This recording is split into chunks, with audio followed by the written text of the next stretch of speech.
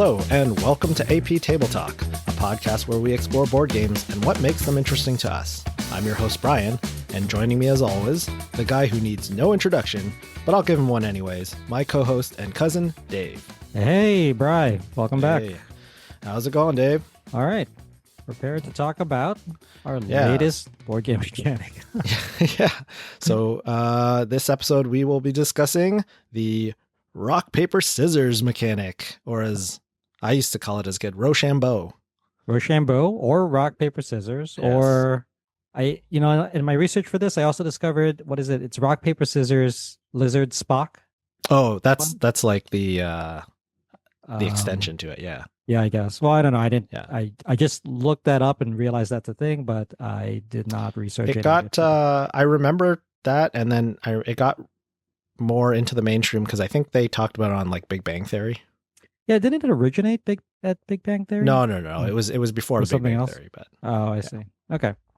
So rock, paper, scissors got it into the mainstream. Yeah. So definitely a classic mechanic in a game on its own. Yep. But a mechanic that's been around for a long time. Okay, so we'll start with the definition here. Yeah, you want to do your definition in your words? Okay, so rock, paper, scissors. Okay, so I guess I would define it as, so classically you would have three different elements or of some type where there's some sort of circular hierarchy of power. Where everything can beat something and get beaten by something else. Yes. Yeah. Right? That is a good as opposed to a linear hierarchy which is like euchre, where there's like a trump, or revolution is a good example, right? Yeah. That's where, so in Revolution it's an auctioning game. So you're bidding gold, so most gold wins, but you can also bid blackmail, which beats no matter how much gold. And then you can also bid force, which beats blackmail as well. Yep. And we played that. Beats force. Yeah. Remember playing that? That was like the first PAX I think I went to. We played that. Yeah. So I was. I liked that. That was over 10 years ago. Yeah, that was a long time ago. Yes. So that is my definition of rock, paper, scissors mechanic for board games. So if you have not listened to AP Table Talk before, what we do is Brian does his layman's terms definition of the mechanic. Then I come in and I provide the mechanic as it's listed on Board Game Geek, which is what we use to reference all of these mechanics. So on the website, BGG Board Game Geek, it says, quote, there are three possible options and they are cyclically superior, meaning A beats B, B beats C, C beats A. The name derives from the well-known children's game where scissors cuts paper, paper covers rock, rock crushes scissors, but it can really refer to any game with any non-transitive mechanisms. And this is a bonus. I looked it up because I didn't know what non-transitive meant. So I was going to say, yes, I was going to say very mathematical, because that is perfectly how you would say it. Because if A is greater than, normally in math, things are transitive. So if A is greater than B and B is greater than C, then A is greater than C. But that is not how it works. Yes. However, I am not a math person, so I had to ask ChatGPT, what is non-transitive? And it produced a definition that I still did not understand. So I said, ChatGPT, what is non-transitive? Explain it like a 5-year-old. And it said, an example of a non-transitive relationship is grandfather, father, and son. So grandfather is the father of the father is the father of the son, but the grandfather is not the father of the son. That is an example of a non-transitive relationship. Yes. And then I said, listen, ChatGPT, how about this? Linear relationship. This is the one I like to use, that all sports are games, but not all games are sports, because they're treated in like a hierarchy. Like sport is a type of game, right? But not all games are sports. So that's how I'm classifying it. And that's my ChatGPT moment for this episode. That's more like subset. Subset? What could you say that it's also transitive? Because it's a hierarchy, it's like a linear. I mean, I guess, right? You could call like a hierarchy, I suppose. Like a linear pathway is a hierarchy with only one path, right? Like right. Anyways, I think I just wanted to win there. I just wanted to win. That's it. Listen, you're not going to be able to beat the AI for long, so just just accept it. Okay. Okay, so we have our definition. Mhm. We'll move on to our major examples. All right. So, if you have not listened to AP Table Talk before, what we like to do at this point with major examples is we are going to go through three categories: first, favorite, and most noteworthy for this mechanic. But Brian, we're going to lead with a die roll here for who Yeah, opens so we'll each do one. our roll for initiative. All right. So if you've not listened to AP Table Talk, Brian and I both have D20s. We're going to roll them, and whoever rolls the highest is going to lead off for that category. So I'm ready to roll, Brian, when you are. Yep. All right. Go. I got Oh, 14. I got two. So All you beat me. right. Go ahead. Okay, so we will start with the first Mhm. RPS game that we've played. Mhm. Okay, so I really had to dig here, and even with all my digging, I'm not sure I was able to find the information I wanted. Mm-hmm. But the first, I'm gonna just call it a toy for now. Okay.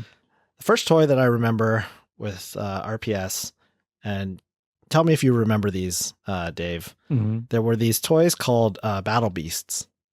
They were Uh, little 2-inch plastic like figures, uh-huh. tons of different ones because, you know, it's like the collector type thing. Mm-hmm. And they had this like little heat sensitive like square sticker on the chest. Mm-hmm. And you put your thumb on it and warm it up and it would show an element, water, wood, or fire. Uh-huh.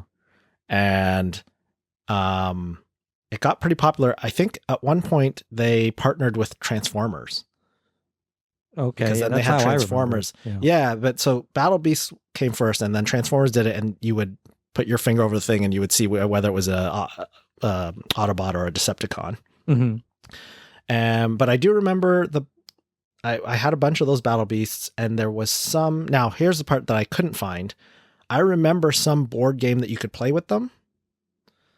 With Battle Beasts? Okay. Yeah, with the figures. So you buy the figures, and then there was some game you could play. Uh-huh. But because I was not able to actually find anything online, I'm wondering if I invented the game. So you inadvertently if created I just it. made the game up, and I Right. think it's a real game that you could get You know, at the time. because I feel like the Venn diagram of kids that would play with Battle Beasts are not the same kids that would sit down to it in a board game. Like I would just be Well, it pressing my was thumb on this thing the entire time. right. Yeah, You know? I don't know. Like it's possible I just made up the game. Well, patent pending. Patent pending. Yes, I took Because that would someone be else's pretty idea. cool, I feel, you know. I would love to remember anything about the game so that I could remember what game I made up, as I guess I would have been like, I don't know, around like 8 years old. Mhm. Like, so yeah, that was the first rock, paper, scissors. Now I'm excluding rock, paper, scissors itself. Oh, yeah. Okay. So can we just say that at the very top? Like, we're going to Yes. exclude the actual game rock, Of rock, paper, paper, scissors, scissors, because right. it's the Oh. name of the mechanic. And I feel Right, like it would be yes. cheating. Yes. So All right. Battle Beast is the first other game. I put it in here because I remember playing a board game-esque game with it Hmm. that may or may not have existed. Okay. Well, we have to save that because that could be a great game design idea. So we'll just tuck it back there. I'll have to. I'm sure that those Battle Beasts might still even be in my parents' basement. So Okay. Or tucked away somewhere in storage right now. yes. All right. So me for my first. All right. So yeah, go ahead. Okay. So like you, I had to again dig deep here because I'm like, I don't know, other than the actual rock paper scissors game, but I did find it. It's a very small box card game. I don't know if you've played it before, Brian. It's called Brave Rats. Have you heard of that? No, it's not sounding familiar to me. It's a two-player game. It's very much in the line of like, I would say like if you like, you have Shot and Totten, right? Also Yep. known as Battle Line. I think you'd like this game, but it's just a short simultaneous action selection game. So you have a deck. Each player has a same deck of cards. It's a Mhm. two-player game, and then you simultaneously reveal your cards, and it has a number on them, but each number has a special power. So it's not necessary that like the larger number beats the smaller number because like some of the smaller numbers have effects that affect only specific larger number cards, and it kind of has that cyclical, again, non-transitive relationship between all of them. Okay. So I bought this like way back when, I think when you had just got me into board games and I had played it and I was like having a tough time trying to explain it to other people. So I eventually traded away. But apparently on BGG, Brave Rats is a rock, paper, scissors game. So I would have to say that Okay. that would be my first like quote unquote modern RPS game. That's not RPS. Okay. Okay. Yeah. If you can get a copy, I would play it, but I have since traded mine away. I might have to look on like Tabletop Simulator or something and see if someone created it. I mean, it's just cards, right? So I feel Okay. like Yeah, yeah. Or yeah, I mean we could probably just find the rules maybe or something. right. All right. Uh, All right. just if Do you you're know listening, do you know when that game is from? I'm looking at it on BGG right now, and it says it was released in 2011, Okay. but it is also known as R or Street Fighter. Street Fighter. Street Interesting. Fighter, not the Yes. oh wait, Capcom. no, actually Street Fighter. It is Oh, okay. did So they it was rethemed. or theme it? Yeah, Theme yeah. it as Street Fighter? It says Brave Rats Interesting. 2011, and when I click on the re-implementation by Street Fighter, it says Street Fighter 2015. Okay. All right. So Interesting. yeah, I guess so. I guess think it is we that could find Street it then. Fighter. If they got the Street Fighter IP on it, then I'm sure it's floating around. Yeah, it has to be. All right. So we will move on to your favorite game. Favorite, and you're going to lead this one, RPS Brian? games? Yeah. Sure. Okay, so my favorite game with the rock, paper, scissors mechanic. I haven't played it for a while now, but I got real heavy into it. Mhm. I have sunk a lot of money into it. Like, Oh, I think I know what this is. yeah. Take the guess. Take the guess. All right, is it Dice Throne? No, It's it not? is not. No. Didn't you put like I have. $1,000 in the Let me Dice Throne? think. I have spent more on this game that I am going to say than I did on Dice Throne. Okay, then I don't know what it is. All right, it is Star Wars X-wing miniatures. Oh, yeah. Yeah, you did spend a lot. I of have. money. I stopped before they moved everything onto the app. Mhm. So it X-wing miniatures is a squad. You build a squad, and it's like a dogfighting game. You take your turns. You kind of pick your movements in secret on these dials. Every different ships can move different ways. Then, depending on initiative, all the ships move in a simultaneous fashion. Now, the rock, paper, scissors comes into effect is that, or at least it kind of got diluted as the game went on as they introduced more and more ships. But originally, especially in the like early meta, there was a very big rock, paper, scissors meta of, they called it the jousters, turrets, and arc dodgers, which were different classifications of the ships. So like jousters would be like TIE fighters, turrets would be like Y-wings, and then arc dodgers would be something like TIE interceptors. Okay. Sorry to any listeners that aren't big into Star Wars, but me and Dave are. So all this is just total normal things to talk about. So jousters are TIE fighters. So right? jousters basically they are generally strong firepower for the value. So when you're making your squad, you get a certain point value. So like usually you get 100 points, and then everything that you want to put on your squad costs a certain number of points. Or if you want to upgrade ships, that costs points as well.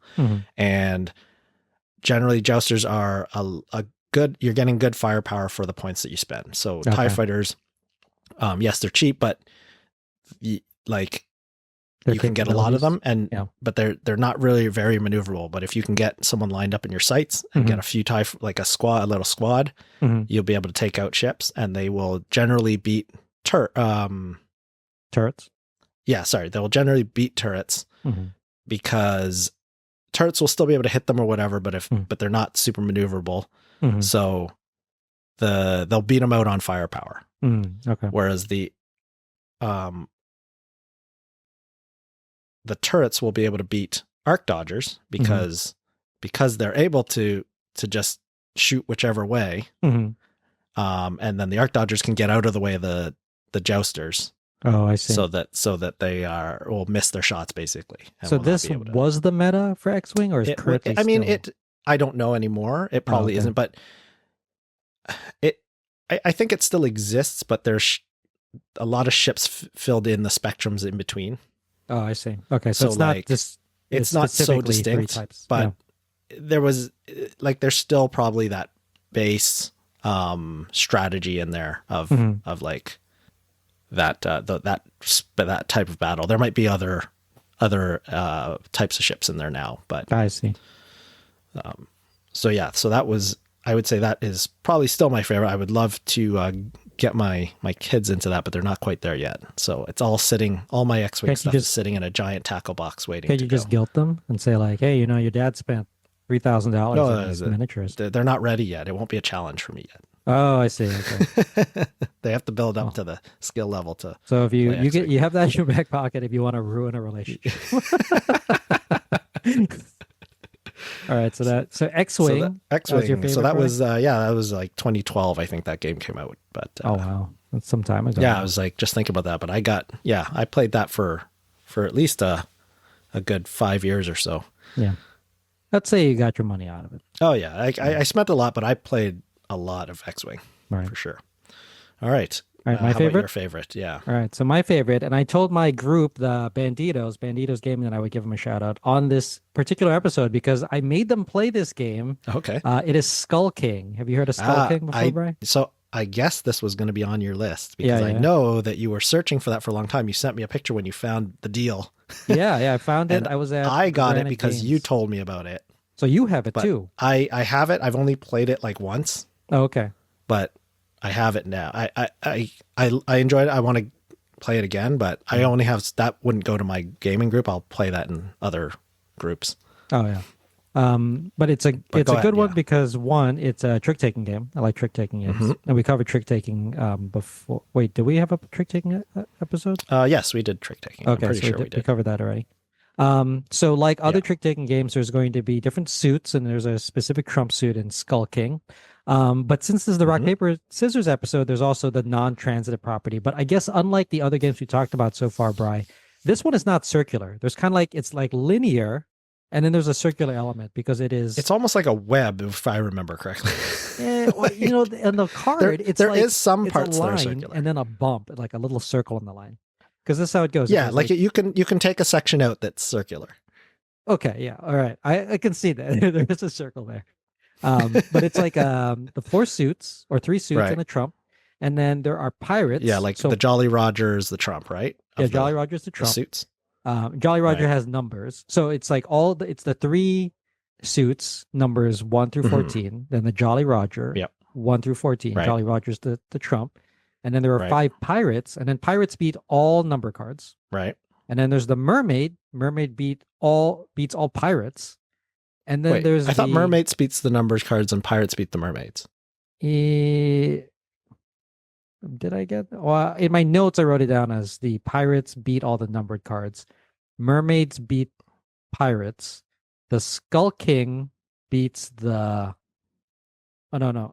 See, this is because the Skull King beats the pirates, but the mermaid beats the Skull King. Oh yeah, that's the small circle. Yeah. So not big circle, small circle for Skull King. Yeah. But I did tell them, I said I was going to cover this for the podcast episode. And they said, are you going to bring us up? And I said, yes. So here's my shout out to Banditos Gaming. Thank you for playing Skull King with me. You didn't have a choice because I forced you to play it anyway. I mean, I think it's a well-regarded game though. Oh yeah, I think it's a good game. It's interesting though in that like you play 10 rounds and each round you get the same number of cards as the round. So round 1, you have to make a bet on like, I have 1 card. Am I going to take how the many trick tricks or not? Can I win? Yeah. I mean, but the penalty is small because the penalty is it scales.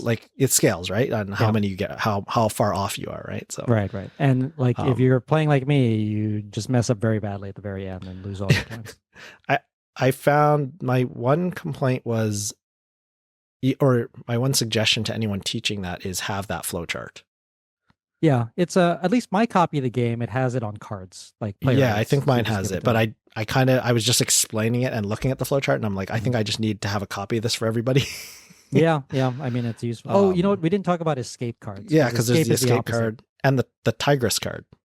Tigress can be played as escape or pirate. escape or a pirate, and then Yeah. the escape. Yeah, you go ahead. Yeah, but escape just means that you definitely cannot win the trick. Oh, You play it to lose on purpose, right? correct. It loses to everything. I remember it said in the rule book though there is 5 escape cards, and you were playing a 5-player game. If everyone plays an escape, then I think the first player The actually first wins player the trick. wins it, right? But that's a very, very edge case. That would be a very rare case for that to happen. Yeah. But Skull King, that's my favorite. Yes. So we're going into our most noteworthy section, Mhm. and I had it in there until I thought of another game very Yeah. late in my making notes for this. Mhm. And kept looking for another game because I thought that you would put Skull King in your picks somewhere. Mhm, So mhm. I'm glad I was able to come up with another one. So Skull King, yeah, that one's from like 2013, I think. So Yeah, another I think older so. Let one. me check it on The board original. I game. mean, there's been a bunch of reprints and stuff. Now, Yeah, I it think says some of those cards are 2013. actually expansions that they've just integrated into the game fully. Yeah, because my copy had like a bunch of cards I'd never seen before, like the Kraken and the White Whale. Right. I never played with. Yeah. All right. So, so going on to most noteworthy, Mhm. I'm surprised that I didn't think of this one earlier. Okay. It is another card game. I never got into it. I've never actually played it. I've watched it played. I have many friends that play it. Mhm. A very large game from way back, 1993. Okay. You know which game I'm talking about? I think so. Should I say it? Is it StarCraft? It is not. Oh, dang it. It is one of the largest, like most influential games in tabletop. Most influential games in tabletop. Yeah. Modern tabletop or just tabletop in general? Tabletop card games for sure. Oh, Magic? Yes, Magic the Gathering. Yeah. Okay. And I probably didn't think of it because I didn't play it. Mhm. So I will give my understanding of. I think I know kind of how it works. So Magic the Gathering is a card collecting game, like a CCG, Mhm. deck builder. Yep. And there are 5 colored decks. Mhm. And if you look on the back of a Magic card, you'll see the 5 colors: yellow, blue, black, red, green. Mhm. What I didn't know until someone had explained it to me at some point is the order that they are in there is kind of shows their allies and enemies. Yeah. So they're the 2 neighboring colors, whichever color you choose, the 2 neighboring are their allies. The 2 that are opposing to it Mhm. are the kind of enemies in philosophy or whatever Uh-huh. of their strategy. Mhm. So they have that type of like strength and weaknesses versus all the different colors. Mhm. And basically how you build your deck up and how you compose your deck is a way to combat the other colored decks.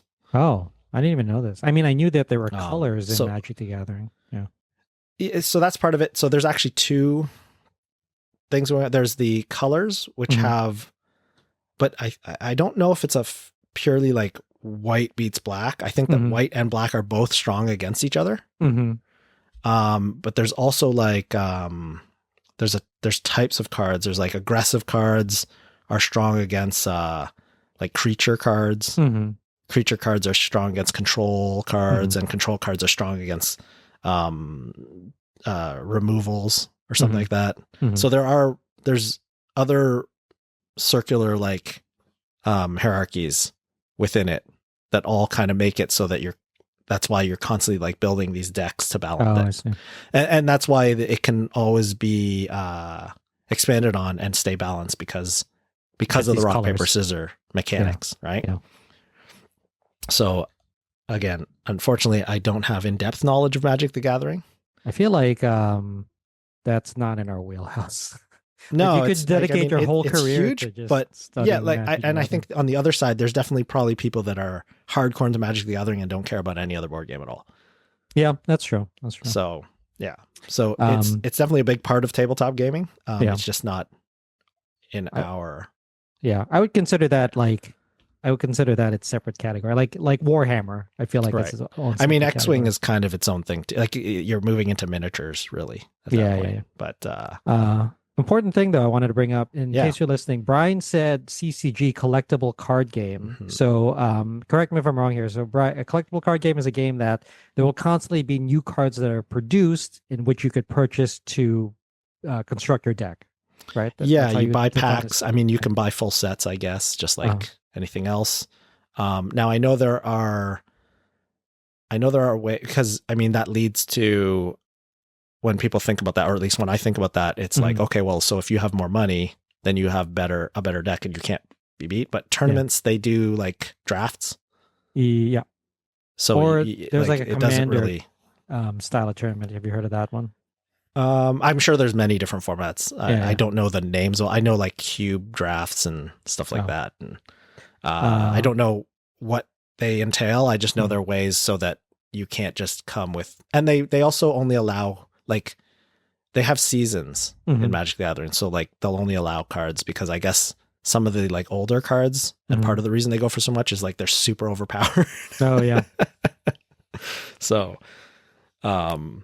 yeah, there's ways around that. But I think I mean, if I was going to get into that, they also have LCGs, living card game. Yeah. Where you buy it and everything you need to play is included. They still have expansions. Like the big one that I remember that I kind of wanted to get at one point, but I decided not to, was Netrunner. Yeah, Netrunner is the big one. And that one, yeah, it had a bunch of expansions, but if you got the main box, you had everything you needed to play. So, all right. So that was favorite, right? That was my that was my most noteworthy. Oh, most noteworthy. Okay, so mine most noteworthy. So on to your most noteworthy, yeah. All right, so mine, and I guess it's kind of like yours, Brian, because I cheated a little bit here, because this is, I mean, I guess you could say technically it is a board game, but I'm not going to reference the board game. But for mine, my most noteworthy and biggest is StarCraft. Typically StarCraft 2. That's why I said it before. And I did try to do some research and ask, like, is there like rock, paper, scissors in StarCraft? And the overall consensus is that no, it is not. But I always consider that because, like, I feel like the three races in StarCraft, so they are Terran, which are human, Zerg, which are kind of like bug-like, and then Protoss, which are kind of like advanced alien. And they all have like very different play styles, but they also have like counters for each other. So the reason I said StarCraft is because, like, at least back when I was playing StarCraft 2, was that there was always like my favorite thing to do was play Terrans and just have a lot of Marines and just like swarm Marines. So the funny thing is, though, I think that strategy is a Zerg strategy. Yeah, because the Zerg strategy is the swarm. Right? Yeah. But me, I'm just like, I just want to have a lot of Marines. Just let me be with my Marines.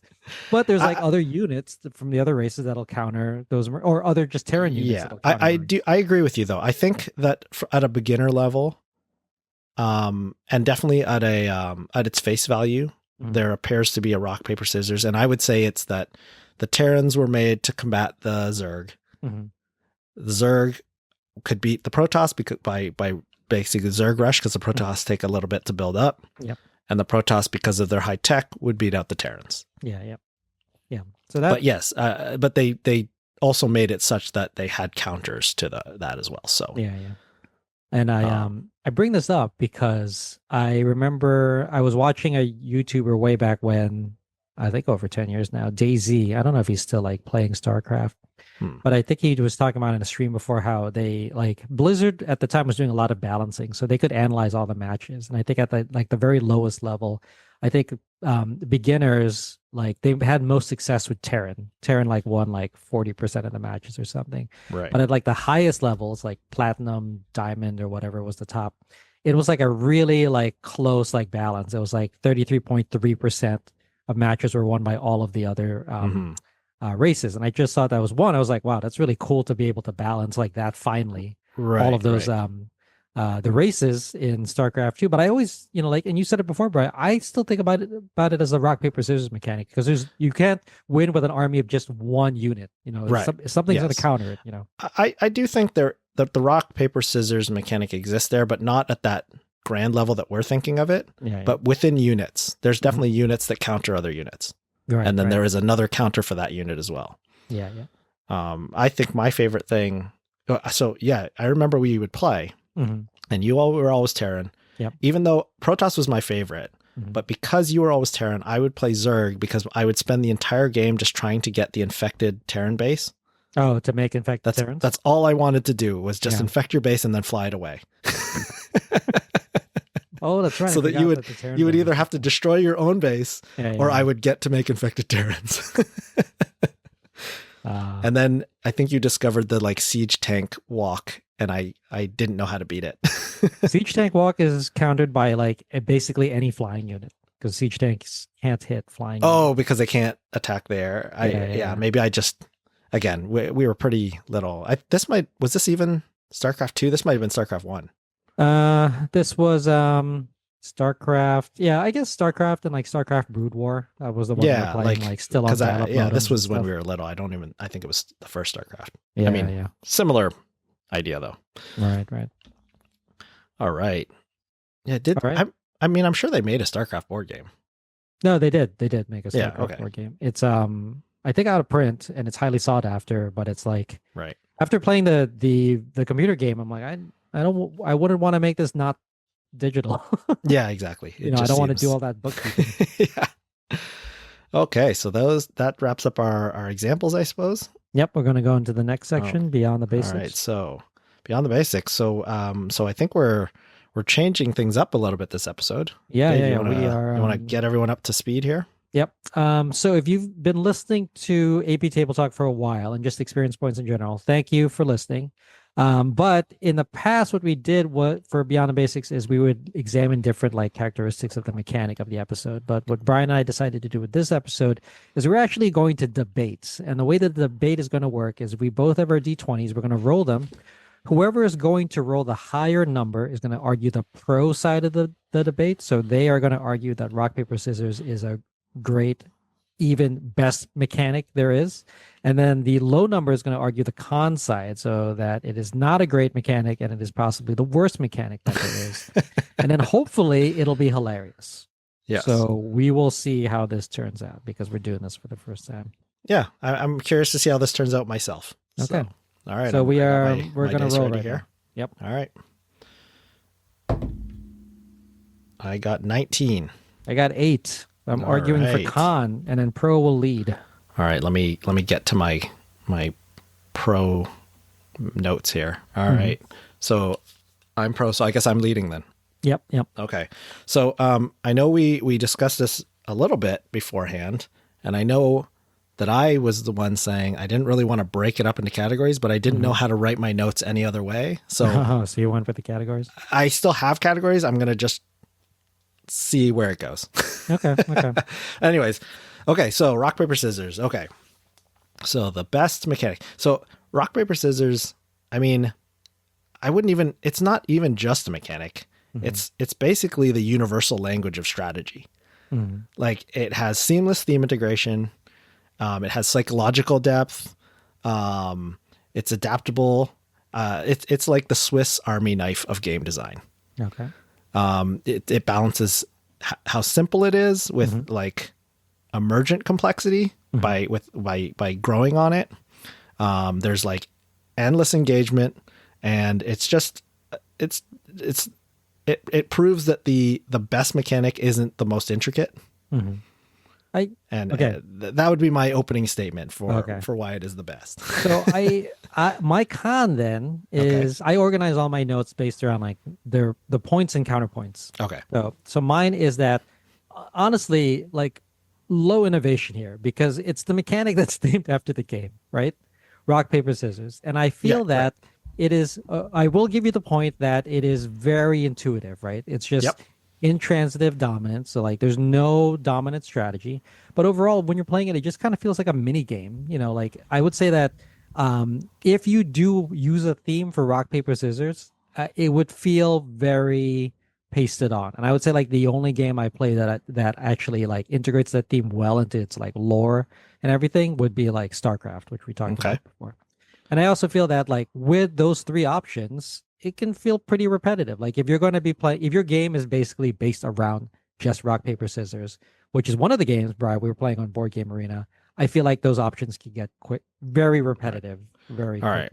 Yeah. Well, let me counter some of your points. So the first thing you talked about was that there's no dominant strategy. I would say, yeah, I agree. There's no option is universally dominant, but that is why RPS is inherently balanced. Okay. Like every choice has a counter, and this makes it so that no player is ever permanently disadvantaged in that game. So when you integrate it into like a bigger system like Magic the Gathering, for example, it's just a self-correcting game, a self-correcting design. Right. So any overpowered strategies will naturally be checked by counters. Okay. So then so I can see that point. I feel like yes, there's no counters because again, it's not Well, there's counters for everything. There's counters for everything, correct? Yes. Yeah, you can't ever be locked out, right? Because whatever your opponent chooses, you just got to choose the one that counters it. But I think that this is where rock paper scissors actually is limited. Is that I don't think it's a very scalable mechanic. And the reason I say this is because I think with just 2 players, that's totally fine. You could do 2 players. However, I think trying to scale rock, paper, scissors and trying to resolve it with multiple opponents, and this is what we learned playing, Ninja online, that rock, paper, scissors game? Right. I think that when we played it with 2 players, because it was designed to try to scale the rock, paper, scissors mechanic, combining rock, paper, scissors with numbers, it made it difficult. So my counterpoint here is that I think for a 2-player game, fine. Like I concede that, but I think whenever you try to scale it for more than 2 players, you're going to have a tough time trying to balance out all these decisions. Yeah, I would say that it is. So I agree that because rock paper. Well, I mean, yeah, I guess there's always like house rule how to do rock paper scissors with multiple players, but rock paper scissors generally is meant to be a duel. Yep. So the mechanic itself works best as a duel. I'm trying to think of a game, and because I'm not familiar with, I don't know if Magic the Gathering is played with more. You can play with. I know some CCGs you can play with more than 2 players. I think it's only 2 players for Magic the Gathering. You can play StarCraft with more than 2 players. That's true. That's true. But again, like you said before, the rock paper scissors doesn't come down necessarily to race, but to the units that you use. Right. But it's still in the design. And actually, your favorite game, Skull, I would say is not best at 2 players. That's correct. It's not best at 2 players. So I will use your own example as a counter to your argument. Nice. I'm sorry. I'm trying to go back to your first statement so that I can scalability. Your first statement when we started. Oh, so that I can go through your points and see if I have counters to any of your points there. Low innovation. Low innovation. So I would say that rock, paper, scissors is kind of a timeless framework. And it the innovation is, it's dependent on the designer. I think it inspires creativity. If you look at the games that have been made with it, did you ever play Unmatched? No, but I know you have a bunch of. I don't have a lot of it. One of my guys in my group has a lot of that, and that is kind of has the rock, paper, scissors thing of movement and range attacks and close attacks, and they've definitely been able to. Again, if we go back to a game as big as Magic the Gathering, which took a rock, paper, scissors type theme and rock, paper, scissors mechanic, themed it and expanded on it like almost infinitely. I think the innovation comes if the designer's ability. Right. But I think that, I think the obvious one we see is a lot of like games where there's like battles, like war games, right? Right. Because it's good for resolution. Yeah, because we see like for simplifying, like what's another classic one, like archers, cavalry, like spearmen, right? Yeah, that's usually one in a lot of games. Was that like war chest? So, right? Yeah, things like that, right? So I would say that that can go either way. Again, that to me is not the rock, paper, scissors. That does not have the originality. It's the whether or not the game designer can be inspired from it. Right. My Okay. counterpoint Yeah, go is ahead. that I feel like rock, paper, scissors alone cannot stand on its own unless really the only game you're playing is rock, paper, scissors. Because, and I really wanted to bring this up in this episode. Do you remember the Simpsons episode where Bart and Lisa are playing rock, paper, scissors? And then It's Lisa like poor says, predictable Bart always throws rock. And then Bart Good says, old good old rock. Nothing beats rock. So I'm gonna say that like if you're only playing rock paper scissors, there's no like long term strategy. Like you can't be Bart. You can't be like, hey, good old rock, because again, it's non-transitive. I'd say that like just using pure isolation, if you have equal opportunity to use rock paper scissors, it becomes kind of a coin flip at a time. Again, I'm saying this if just the bare mechanic, rock paper scissors alone. If you don't pair it with anything else, that's what it becomes. It boils down to. I could see that argument. Mhm. My counter to that would be: have you ever watched competitive rock paper scissors? I have. It gives me a lot of So, agita. so, so what I've noticed, the way they've built onto it Yeah. is the psychological aspect. Oh, when they Like, when they so if you look at something like like poker, right? yeah. Where everyone, like people talk about that being down to the luck of the cards, but we know that's not true. Mm-hmm. It's because You're I playing mean, the that's player. not true because the top players win more than anyone Mhm. else, which Mhm. if it was down to luck, there would be a even distribution, right? Right. So I think that because there is competitive rock, paper, scissors, and because there are reigning champions, Mhm. that disproves that it comes down to luck. Yeah, I could see that. I think that on the high level. So I would say that my con is that I think that there's a disparity. Like I think if you have highly skilled players playing other highly skilled players, awesome. Just like watching not high stakes. Like again, like top High top level any game, right? high level any game, like top StarCraft players, Right. top RPS players. But if you have a disparity, if you have like a beginner and an expert, I feel like both players are gonna have a bad time. Hey, get good. That's your answer to everything. All right. What was your next point? Okay, so that was so we had the innovation, and that was innovation. the I said that I said it feels like a mini game, which kind of leans into some of my other points I made about its I mean, limited depth. it is kind of a mini game. Right. Yeah. Depth. Okay.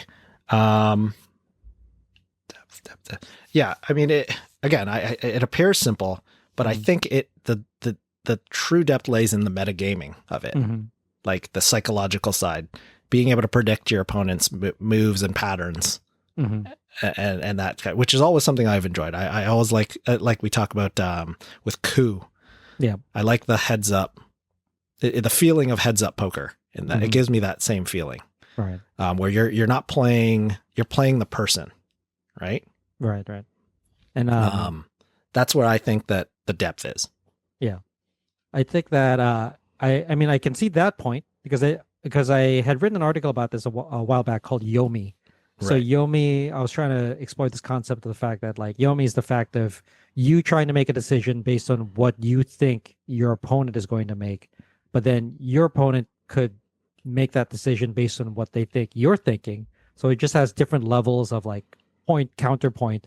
And like you were describing that before, Brian, with like competitive rock, paper, scissors, where it's a lot of that psychological aspect of like, Yeah. well, you know, do they show you like what other people have thrown in the past? Like, do they have a record? Like this player plays. I don't know, but I know rock, that like people percentage like of the time? call out Yeah. things while they're, and like you gotta go in with knowing what you're gonna throw beforehand, so you don't get messed up. Because if you miss throw, you automatically lose. Because this is best of 3, right? Right. I feel like I would totally miss throw if I was yelling rock all the time. I remember. So we were watching it. I guess this is a bit of a tangent. Yeah. I was at visiting Jenny's, my sister-in-law's Yeah. beach house, Mhm. and that's like ESPN was covering competitive rock paper scissors, Yeah. and we all got into it because we were laughing that they were Right. televising it, Yeah. and I think it was a bit tongue in cheek because they had people talking like, yeah, you got to know what you're going in, and they had like names for the combos. So like rock Yeah. would be like avalanche.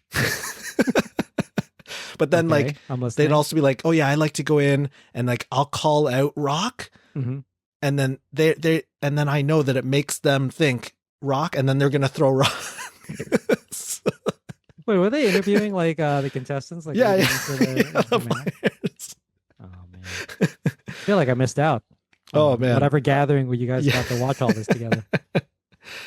um, I totally lost my train of thought here thinking about that. What were you talking about? I I was mean, playing. so you know what? I'm going to just move on to, because this is like the mechanic, Mhm, because of its like the tension and the way that it's thrown like that, mhm, it just is inherently fun. There's a mhm. reason that it's still played on playgrounds, Right. right? And that, again, that to me is just a pro why it's a great mechanic, because yeah, it's eternal. It's lived. It will live on. They will be playing rock, paper, and scissors Oh till yeah, the end I of have no time. doubt. I have no When doubt. it'll be like I always ask kids now Hmm. if they understand the save icon on Hmm. computers, what it Oh, with the is. disc. Yeah, they're going to be playing rock, paper, and scissors when their scissors and paper don't exist anymore. Yeah, it's like, yeah, rock, paper, scissors. My counterpoint, though, is that, yes, I agree that people are going to be playing rock, paper, scissors for a very long time. Again, the whole non-transitive properties Yeah. about it. But my challenge is that if you were to ask like two kids on the playground, how long could they keep playing games of rock, paper, scissors for? My guess is they could probably play like maybe 10 before they got bored. So my counterpoint is that I think it quickly becomes repetitive. Again, if you don't pair it with something else, it's Right, going to become very but repetitive. see, I think you're arguing the game of rock, Mm. paper, scissors. I'm arguing the Uh, mechanic. I know Because I'm saying I agree with you. If yeah, you're just playing rock, paper, and scissors, yeah, I'm yeah. not going to just play rock, paper, and scissors for hours on end. I don't want it to But be the only decision point in the game. That's what I'm but saying. when you Yeah. have a game that's like, again, I keep going back to Magic the Gathering because it's fresh in my head, and it's Yeah. such a huge game, hugely Mhm. successful game. So if you have a game which has a lot of rock, paper, scissors mechanics built into it, Mhm. and clearly that game has many hours. Mhm, People mhm. sink their lives into that game. Yeah. Um, and I mean, part of that too is because it has that the rock paper scissors mechanic has that modular foundation. You mentioned the addition of Lizard Spock, Mhm. right? So it has it. You can endlessly add on to it. Mhm. So you can make it as layered or as complex as you want that circular hierarchy to go. I would think I was going to use it as an example, but I wasn't sure how to kind of explain it to. You've played Cosmic Encounter? No, I have not. I know you went Okay, all in on it, but I have not played so it. Cosmic Encounter is a game where everyone gets wildly asymmetrical powers, Mhm. and everyone has the same goal, which is to conquer, or sorry, to 10 colonize different. the other player's planet. You each have 5 planets. Mhm. You want to get 5 foreign colonies. So which is basically any of your ships on 5 different other planets, as long as Mhm. they're not your own. And the fun of that game comes in that these wildly variable alien powers. Mhm. And what makes it fun is there's like 100 different races in the Mhm. game. And the powers are things like, when you win, you lose. Or when you lose, you win. Yeah. Things like that. So they're Yeah. just crazy. Yeah. And what makes it, because everyone knows what the powers are, and because it's there's some negotiation in the game, Mhm. it can self-balance. But again, because somebody's going to have some way to counter that Mhm.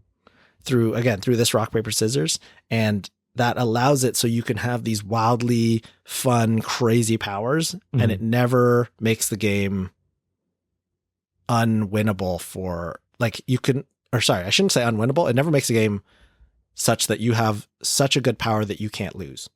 Right. So it's I would say this. You can't, like, based, again, I haven't played Cosmic Encounter, but based on what Yeah. you explained so far, it makes it so that you still have a shot at winning. It may not be a great shot, but you still have a shot at winning.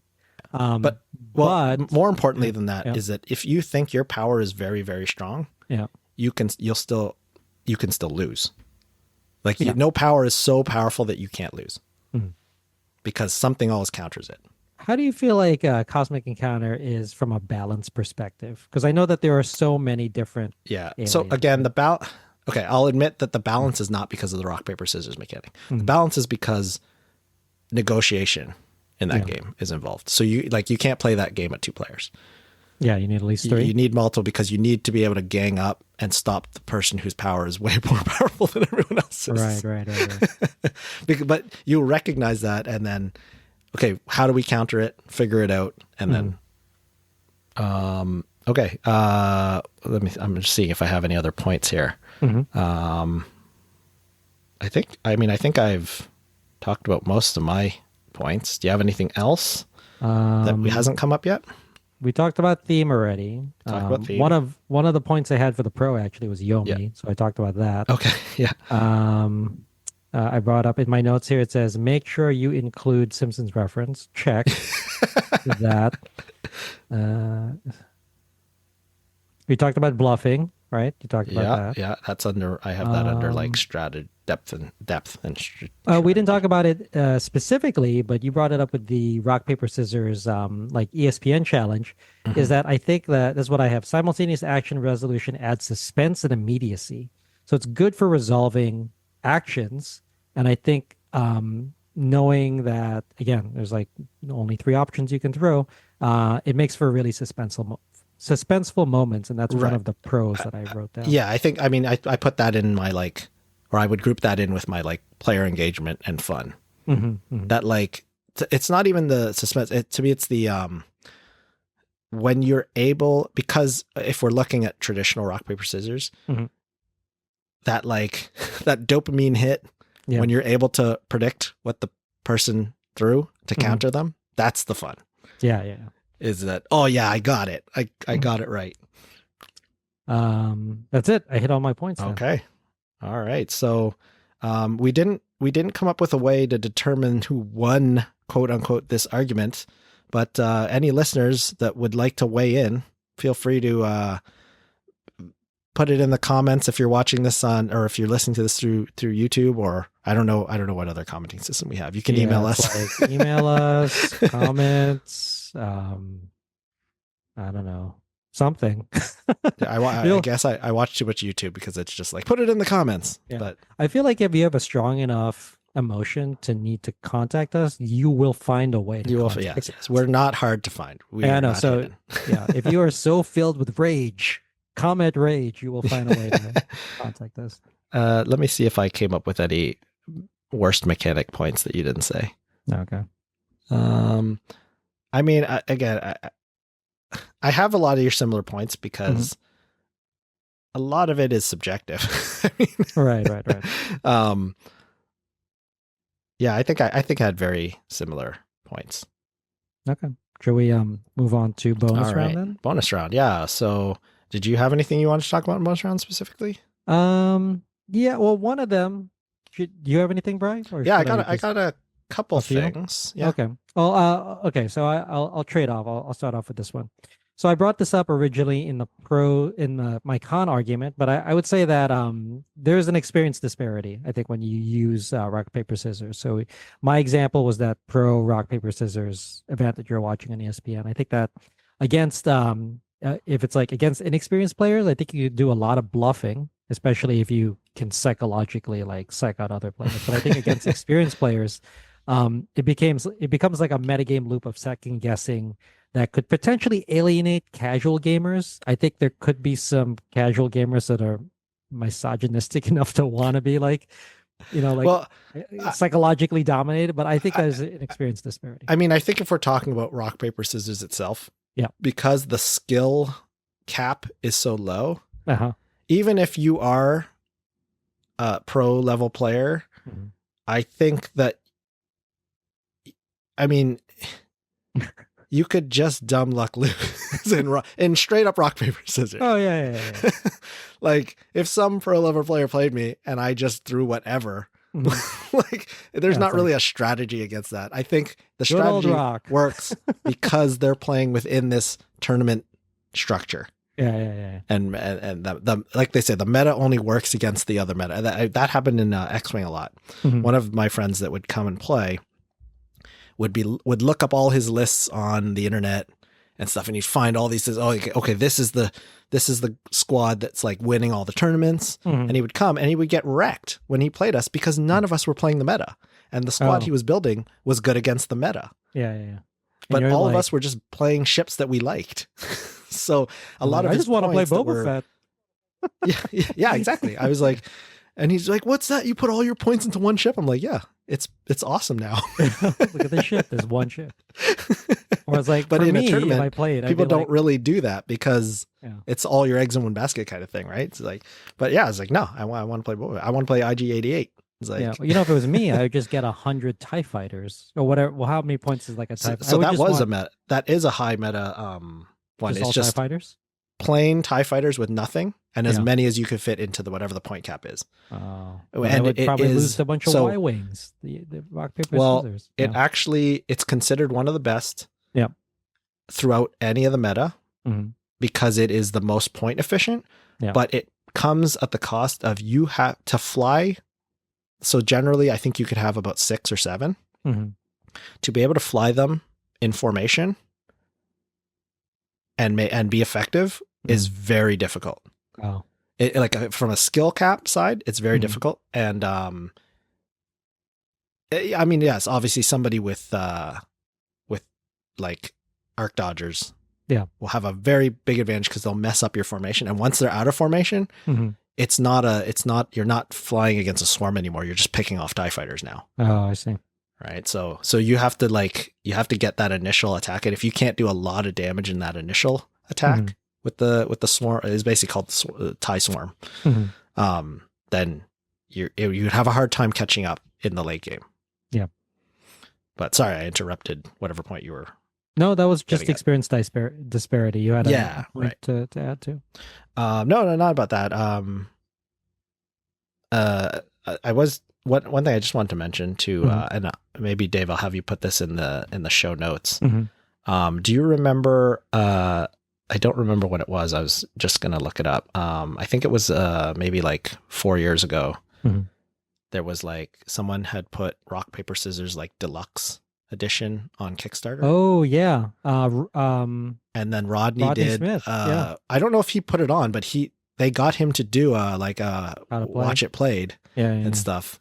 So I can send you the links and put it because it's pretty funny. And Rodney I'll put the Smith's, links in the show notes. Yeah. I remember watching it and I was like, to watching it. Wait a second, is this a real Kickstarter? Because I kind of want it. Yeah, I know. I almost was like, I want to buy this. I want that. I want those fancy scissors and that. I think wasn't the rock like a meteorite too? It was like it's not. Yeah, it was a fancy rock. I don't remember what the paper was, but it was like handmade, like pulp paper or something. So to the listeners, I think it was a commentary on the deluxeified versions of games going on to Kickstarter, and things like that. But also coming from Dave, you and myself, who are prone to getting sucked into the Kickstarters. As you can tell, it works because I was like, I kind of want to kickstart this. That's why I was like, wait a sec, is this a joke? Because if it's a joke, then I want to buy this joke. Back to our actual topic here. Right. We played a game, Carry I the Duel, and we were discussing about the rock paper scissors in it, and I thought about it some. And because I think you were arguing that you didn't see how it was rock, paper, scissors. Yes, I did not see. And I think after like looking at it, because at face value, I agreed with you. It's like, okay, I'm not sure. I think, but I picked it because it was listed in the mechanics on Board Game Geek. But I think the rock, paper, scissors comes in, it's not such, so in that game, it's a duel. You're on a kind of linear 5 spaces and you can you have the same cards except for a special power, but essentially you can pick a movement or a strike or change stance in various combo, and you pick your 2 cards at once and you reveal simultaneously. Right. And I think that we were trying to figure out, and you said you were basically thought it was down to luck or whatever. I think that the rock, paper, scissors concept in that game is not down to the individual card. It's the combo that you play. which I think I don't remember how many cards you have. I think you have 5 cards or something like that. Isn't it like 2 Um, movements, 2 strikes, and a special? something, but then Yeah. each card can be played 2 ways. So Yeah. you know that if you're playing one side of it, you can't play the other side of it. Mm-hmm. But I think it is not thinking about how each card is a rock, paper, scissors element. It's that each combination. So if, let's say it's 5 cards that could be played 2 ways each, what does that give you? Like, I don't know, like 30 different combos or something like that. Mm-hmm. So that's 30 different things that could be countered or counter something. Uh-huh. And I think that is where the idea of the rock, paper, scissors feeling comes in, is that in most conditions, Mm-hmm. there is a combo that you can play that can counter the combo that the other person is playing. Mm-hmm. Mm-hmm. And that is where that idea of something can counter that, whatever combo you play can beat something, Mm-hmm. but can also be beaten by some other combo that the other person can play. I see. Okay. Yeah, I guess I could see that. I feel that in most of those situations for that game, Mm-hmm. which I still didn't get, I had a very tough time playing it online, is that like I think you'd be very lucky to be able, like I would consider myself very lucky to be able to anticipate what attack you would make, Mm-hmm. dodge it or otherwise not be affected by it, and then launch my own successful attack. Because I Right. feel like I think part of the options are you could either like have a successful attack or I could successfully block you. Mhm. So it's like either win or draw for a lot of the actions. Well, I think part of the difficulty you were having specifically though was that, or at least it seemed, is that you didn't understand the stances. Yeah. Because I noticed that like I can't strike. many times you would use a strike that would never be successful because you were in the wrong stance. So I think we should try and play it live. Uh-huh. Because I think the game is good. Mm-hmm. But I think without understanding that core concept of the game, I think you're missing a big portion of the game, because that allows you to eliminate many possibilities that the other person, because I think that's what it comes down to is, let's say, I don't know what the number is, but let's say there's 30 different combos you can play, Mm-hmm. and you're eliminating what you think are the least likely based on positioning, what stance they're in, and that type of thing. And then you kind of have an idea of what they have left, and then you play a combo that you think is best in that situation. Okay. But yeah, I think a big part of it is understanding that stance changes. Yeah. But other than that, yeah, I think that's all I've got for the bonus round. Do you have anything else? Yeah, I had a few more points here. So, like we said before, I think that a lot of these mechanics don't really stand well on their own, and I'd say RPS is not an exception to that. Some other mechanics that I would like to see paired with this one, based on the ones that we had experienced so far, is that I think resource management, action selection, or area control could be good. I don't know if there are some out there. I think that the one we're playing right now, Brian, BGA Jinx, is it, or not Jinx, Lynx? Is that LINX? I kind That's area control. So far, right? where you're trying to get the 3 in a row, either face up or face down. Yeah, I guess that's not area control as the mechanic is defined. Just pattern building. I'm not sure, but yeah, of the ones we've been playing that are lower on that list, it's been one of the better ones. Right. I think I'm not very good at it yet, but I'm also not failing as bad as with the Kirai game, so I was like, okay, yeah, I can play this one.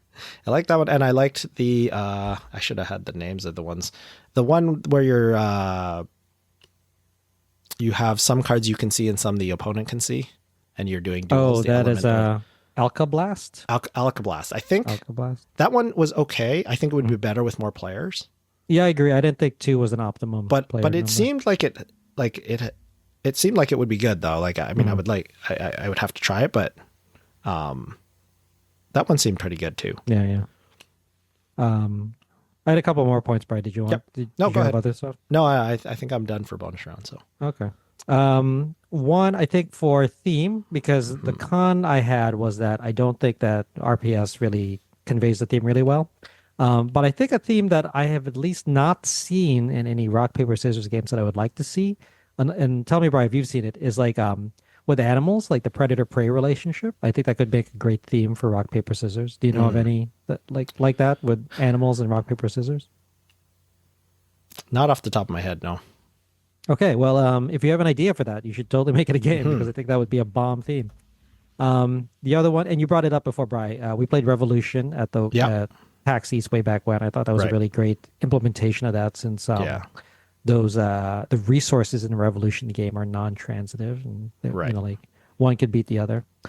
And then the last item here is I have two more items left. One of them is that I would like to see an asymmetrical RPS. I don't know how this would look, but each player has a different like set of either rock, paper, scissors, and they all have their own unique strengths and weaknesses. It doesn't mean that we both couldn't have like a same resource, but like my set of three are not exactly the same as your set of three.